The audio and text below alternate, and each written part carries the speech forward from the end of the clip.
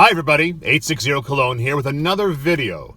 This time I'm going to be talking about the latest version of Dior Homme Cologne. This one is 2017.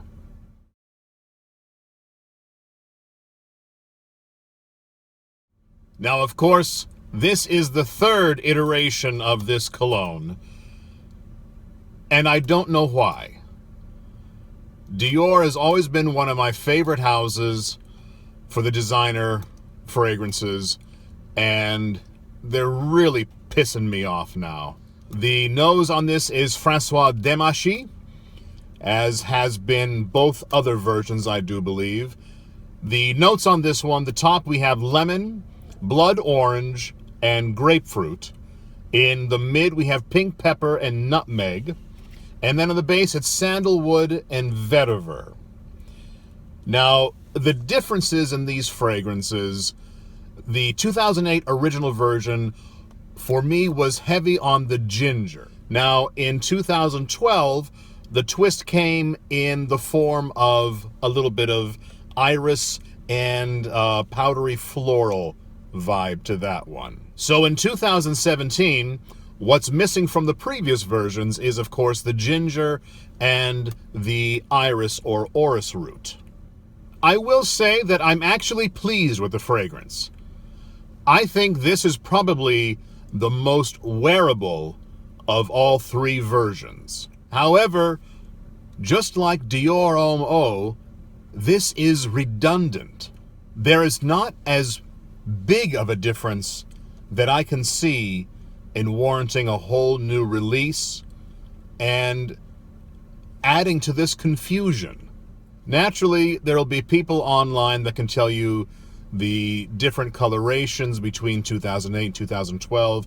2017 is going to be quite a bit easier to differentiate because the bottle sizes are 75 ml and 125 ml. I believe there's also a 50 ml, but I have not seen that one yet. Now, François Demachy describes this with the word extreme for extreme fruits, extreme spices, and extreme woods. There's nothing extreme to me about this fragrance. I don't get much spice out of this one. In fact, I think this is the least spicy of the three. And woodiness, it's in there. It's okay. Now, what makes this the most wearable of the three is that for some people, they did not like the ginger of 2008. I could totally understand that. The ginger in 2008 was done well. Ginger is a note that I'm not too fond of a lot in designer fragrances. I'm not a big fan of L'Homme by Yves Saint Laurent, and it's mainly because of the ginger. In 2012, of course, we have the powder and a floral aspect of it. That I liked. It did kind of alienate some people that were not used to the Dior Homme iris. So that one kind of got pushed to the side.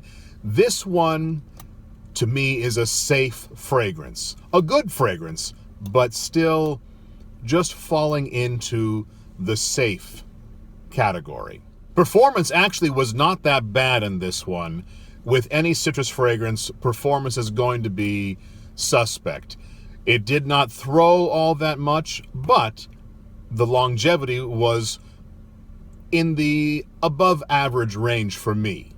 Now, just to compare the ratings from Fragrantica on this one, the 2008 version gets 4.17 out of 5 stars, and that's from almost 1,700 votes. The 2012 version, surprisingly, gets 4.38 out of 5 stars, and that's out of 1,214 votes. This one gets the most, just by a little bit so far, 4.42 out of 5, and that's from just over 100 votes. Age range for this, I think, is going to be college and up. It's not that mature of a fragrance, but the vetiver and the sandalwood might make it a little bit on the classic cologne type of things that may leave some high schoolers out of the loop, the typical designer high schoolers, but it's not anything that should be pigeonholed into a certain age range at all. Occasion for this, I think this would be perfect for work and a great summer scent. I do see it being worn more in the summer and the spring, of course. With most sport fragrances, you'll get that. Not sure about an evening or a nighttime scent.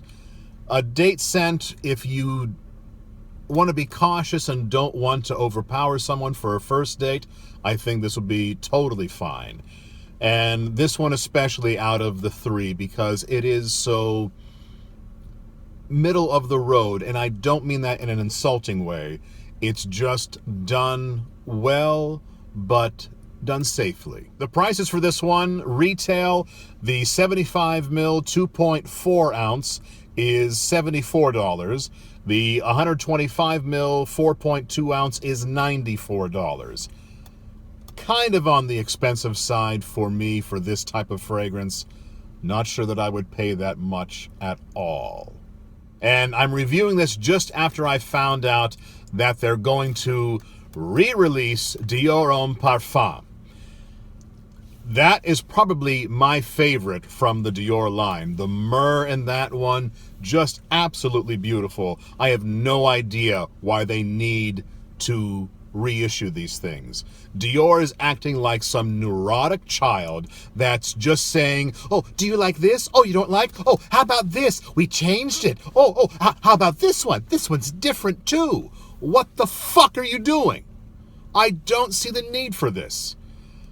I've always guessed that some designer houses do a sport or extreme or an intense version to save on the naming rights, because they already have Polo Red as the name, and they just add another moniker on it. They don't have to buy a whole new copyright or anything like that. That's just my theory. I have no knowledge of that stuff at all, but this is going beyond that, naming the same exact fragrance 3 times within 10 years.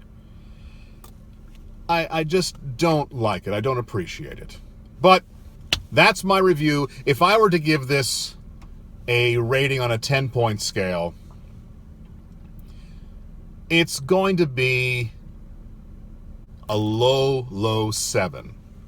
Middle of the road fragrance, done well, but when I factor in the different things that Dior has been doing, it's almost going to be a 6.5.